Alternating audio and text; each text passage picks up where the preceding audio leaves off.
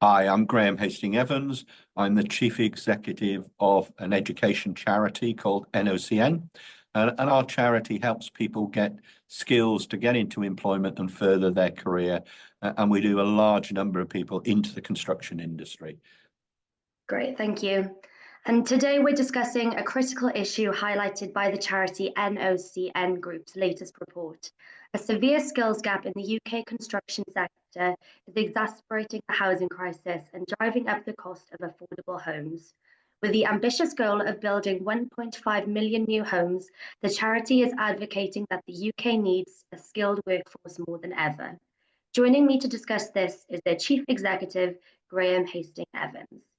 So how is the skills gap affecting everyday people, particularly those struggling to find affordable housing? I think it affects everyday people actually in two ways. Uh, the government has got a good ambition of building 1.5 million homes, and some homes obviously need to be social housing. We need to be able to provide houses that are affordable and all of that, and that's great. Although compared to perhaps Europe, we need about 4 million homes. But 1.5 million is a good start. The difficulty is we just don't have the workforce in construction to build these homes.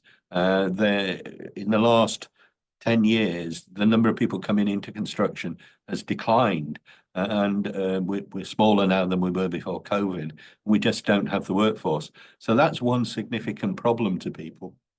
And the other problem to ordinary people is those that are already living in homes and social housing. They're not up to a modern standard. They're not to net zero. So our British homes are quite leaky in terms of heating, and we need to actually improve those homes and bring them up to a better standard. There's something like 24 million homes in the country. That's the total, including the social housing. And we need the skilled people to actually retrofit, is the horrible word that's being used within the sector. And we don't have those people either. So there's a double whammy there. Whether you've got a home that's leaky, you're going to have difficulty improving it, and if you're looking for a home, you're going to have difficulty getting one because we're just not building enough. Yes. And what specific skills are lacking in the workforce to meet the housing challenge? It's all of it. So it's bricklaying, carpentry, plumbing, plastering, electricians, construction plant operatives, concreters. All of those people are in short supply. Particularly, I suppose the carpenters are in particular short supply, so are plasterers. But there's just right the way across all of the construction trades. There's the skill gaps. Yes, what measures do you believe are necessary to address this skills gap? I think I'll start with a solution that I don't think is going to be open to us. It's a historic solution, and that is we bring people in from abroad, and we've done that for decades. But if we look at world demand for people with construction skills, and we've recently done a piece of research over that, the demand for people with construction skills is going to go up about 50% over the next 5 to 10 years as more and more countries want to improve their homes. As more and more countries move to net zero.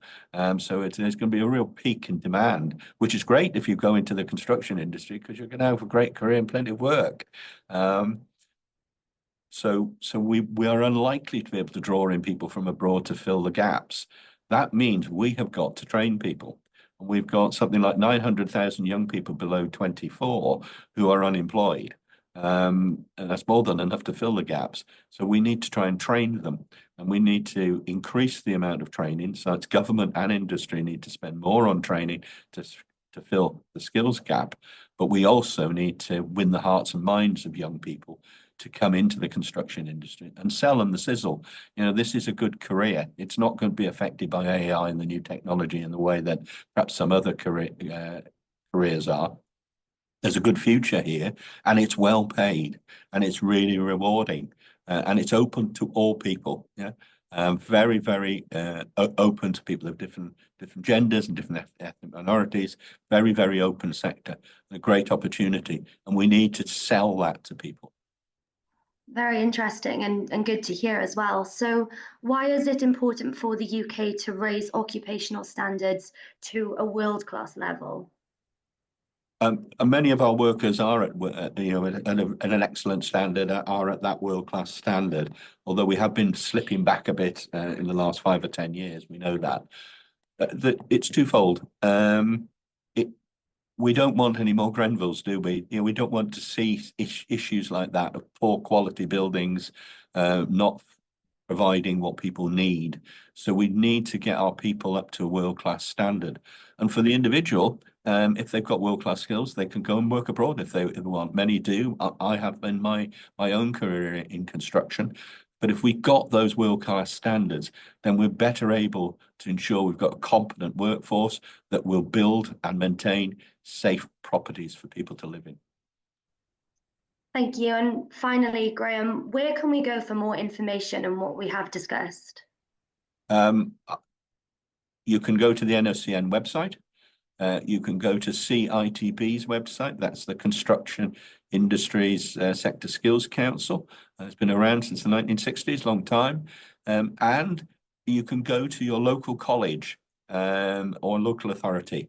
But certainly your local college, most of the colleges, wherever you work, they provide construction training, and that they at least will be able to guide you in the right direction. Thank you very much. With Talking Tech, I'm Poppy Sayer.